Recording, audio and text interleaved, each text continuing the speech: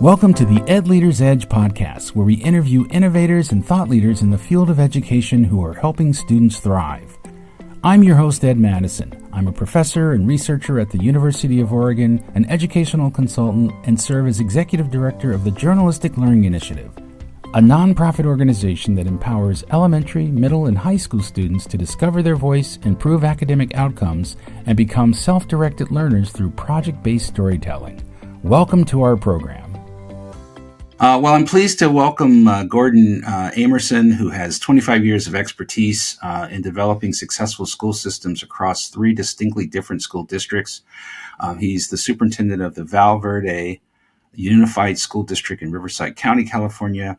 And through his principal leader consulting practice, he's also a trusted advisor to school administrators, helping them to maximize their natural talents and find their true value, and also realize their full potential. Welcome, Gordon. Thank you so much, Ed. I appreciate the opportunity and appreciate the time that we're going to spend together. Yeah.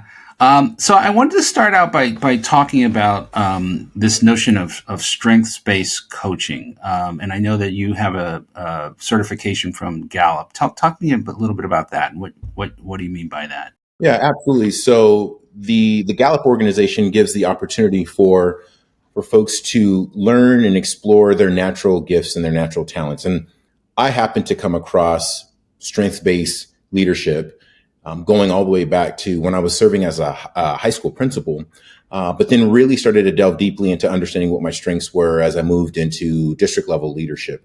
And so what strengths-based leadership allows us to do is to take people through an assessment. You take that assessment through the Gallup organization. It gives you and it ranks for you your top, your 34 strengths based on these Gallup themes that have been developed. And we really try to help people focus on their top five. And their top five can be those kind of force multipliers, if you will, that help them to achieve more, to be more authentically themselves. It naturally harnesses their gifts and their talents and what they naturally bring to the table. So we work in this world where sometimes, far too often, we're focused on the deficits or the weaknesses that people have, when if we spent far more time really amplifying the natural gifts and talents that people have, people would be much more engaged. They'd be much more happy in the work that they do. And the research is really clear, much more productive in what they do. And so what I try to do with my work as I'm coaching and supporting leaders is to really amplify who they are naturally through those strengths-based leadership components. And then help develop strategies, tools, resources, and practices that they can ingrain into their work that then allows them to be their best self, which then means they can serve others that much better. Mm-hmm. So that's the focus of our work. And that's really where I aim to really make a difference for folks in coaching them based on their strengths. Mm-hmm. So many of our administrators come up through the ranks of teaching where they may not have been really prepared or had opportunities to really lead. Are there some common hurdles or challenges that you see as individuals make that transition into, higher levels of leadership? Yeah, I think that one of the biggest challenges is that there is no substitute for the experiences of being in the role.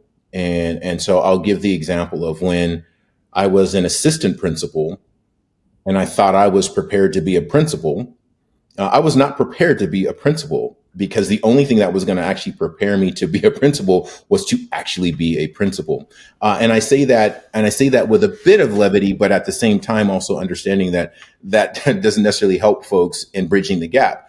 So I take it back to what are the core leadership principles that I think everybody should focus on, that I think would best prepare you and best arm you to be successful as you move into higher levels of leadership. And that's to be a really, really effective communicator. Like understanding that communication is a two-way street. Sometimes as leaders, we get far too concerned with hearing our own voices and not nearly concerned enough about listening to the voices of others, because it gives us a roadmap to how we support them, how we support the organization, and how we move ourselves forward. I think also the key things of really starting to get people prepared for the next level of leadership is being a really, really thought-provoking, visionary type of person. Whenever you go into a leadership role, people are looking for guidance. They're looking for leadership. They're looking for how you're going to make their lives better. their work lives better, their experiences better. And so being a visionary leader, thinking about what you want for them and for others and for yourself over the next year, 3 years, and 5 years is really what galvanizes and engages people who want to come back and do more of the work when they know where you want to go. And then they're really excited to be prepared to walk in that path with you.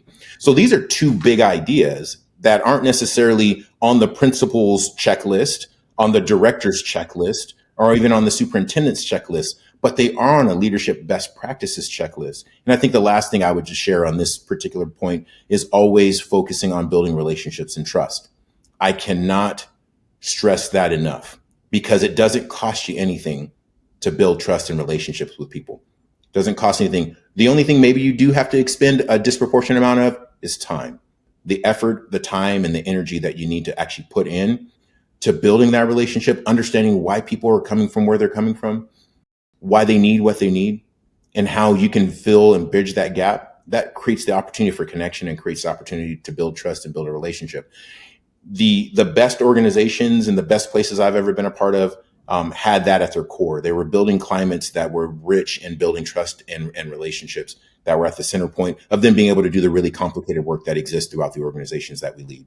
So those are three things I would think about how we help people make that transition, is keeping those ideas front and center.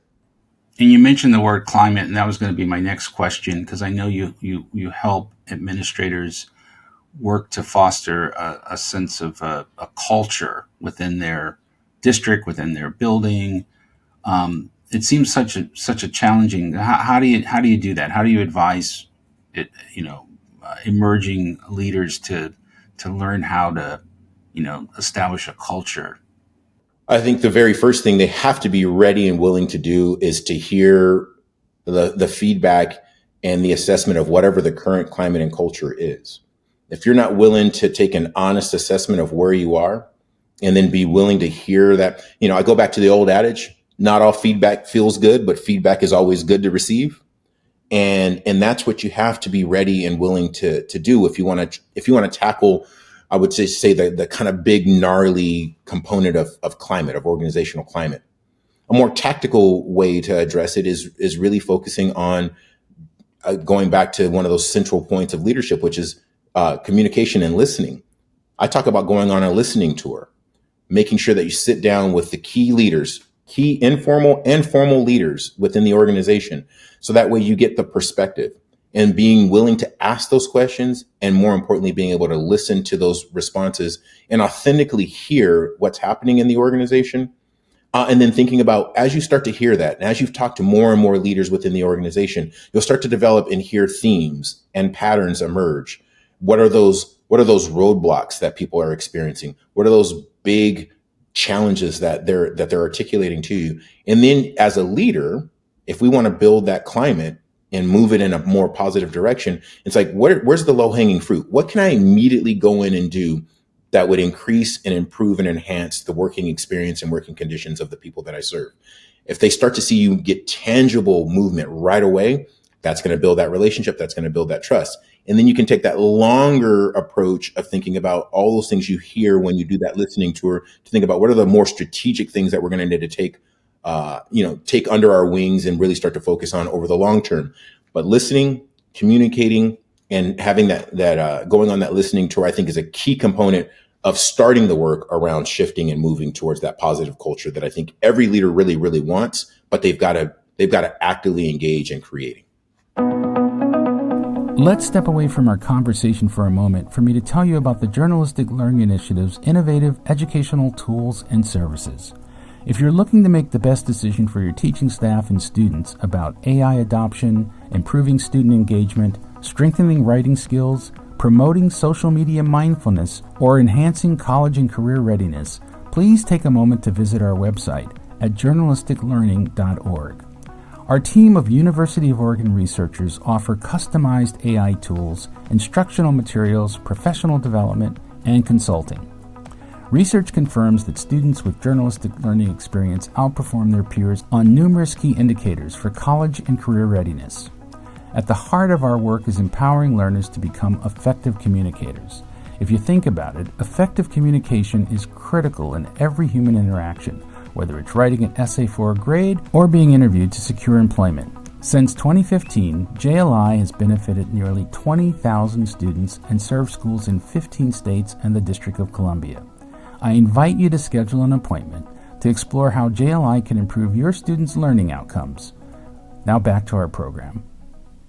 Mm-hmm. We're losing so many talented teachers in the profession. I think part of it is COVID burnout, but also just the stress associated. I kind of liken the teaching profession to journalism. Actually, that there's a brand issue, in terms of public perspective about what teachers do and what journalists do. I think everyone sort of thinks about what school was like when they were a kid, and they don't understand necessarily the pressures that can come with, larger class sizes and just, not as much prep time as teachers sometimes would like. How do you advise administrators to really nurture and provide just to cultivate a positive space, at a time when teaching is under attack, quite honestly, We have to remind people that I think that teaching is one of the most profoundly important professions on the planet.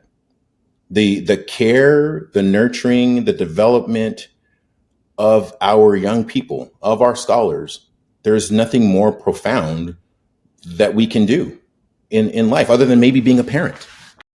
And so I try to remind people of the core values of just how important the teaching profession is. And it is a profession.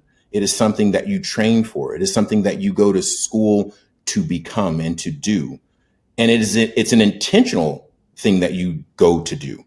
There are other jobs, there are other professions that you can kind of go through and prepare, and you can kind of fall into that job. You can't really fall into teaching. You intentionally want to become a teacher.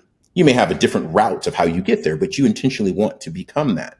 My background in HR, I've always been a talent recruiter. I'm always looking for good people. I'm always looking for people who want to come and deeply invest in others, deeply invest in a community.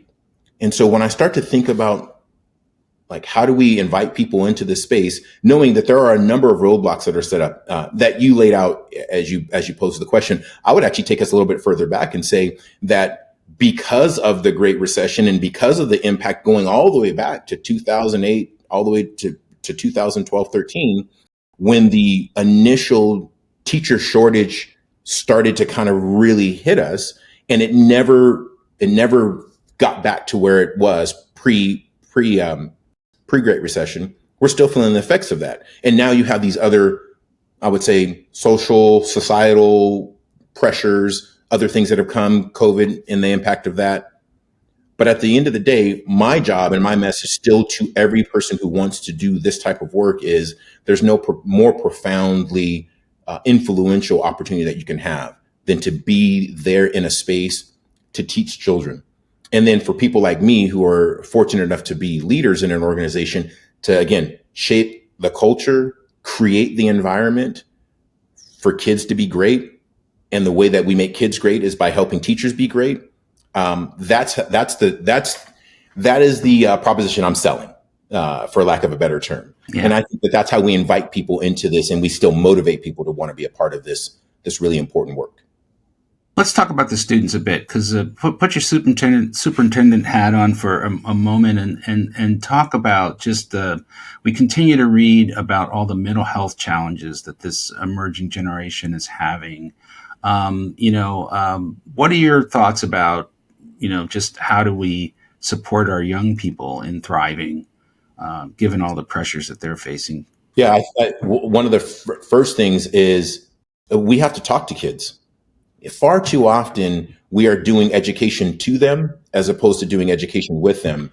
And they told us a lot. They're continuing to tell us a lot about where they are, what they're experiencing, and how they're feeling based on some of the trends and patterns that we see happening in classrooms, in different spaces, in different places, it's profoundly been impactful to them. So I think that we got to give kids student voice. We've got to give them agency. We've got to talk to them in such a way where they are a part of these processes. They are a part of these conversations.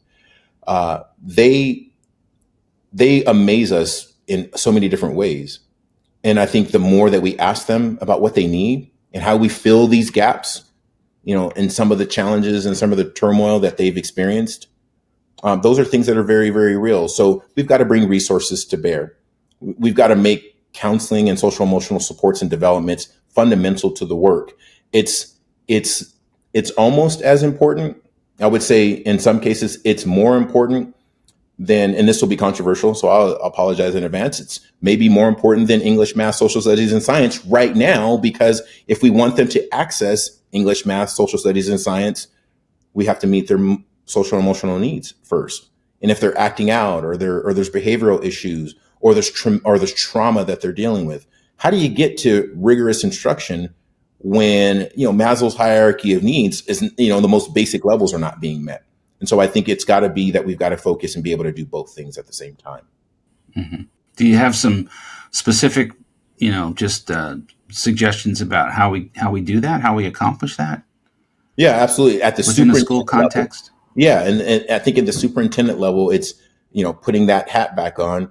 It's identifying and doing clear needs assessments on what your students need, and then bringing those resources to bear, whatever those things are, and pushing those things more notably into the classroom. We can put mental health counselors, we can add more social emotional counselors, but how are we also providing really clear professional development opportunities for teachers in the classroom who are those first level leaders who actually see it happening in real time, that we're arming and equipping them also with the resources and with the strategies that they need. So I think professional development at a systemic level on the needs of where our students are, and then bringing those resources to bear in the form of additional counseling services, additional opportunities for them to interact and interface with outside agencies that can provide those services as well. Those are all things that we are empowered as superintendents to be able to bring in for them. So I think through that lens, I think that's what we can do as superintendents. Mm-hmm.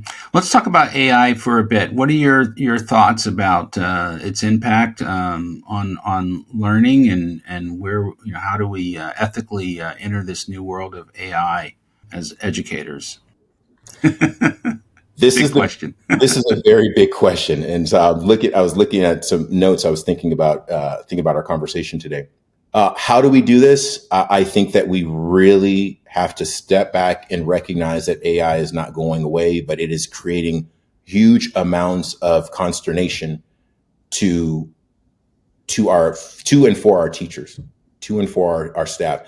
This is a new thing, but because of the fact that it is not going away, we need to, I think one of the things that we need to do is to really deeply invest in the professional growth, knowledge, and education of our classroom teachers around what is and what is not. We have to demystify AI.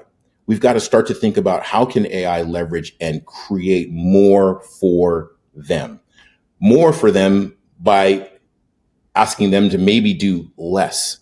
Like, how do we show them that there's a value add for them using AI and leveraging AI? I think that as educational leaders, we have got to get to a place where we're driving this conversation.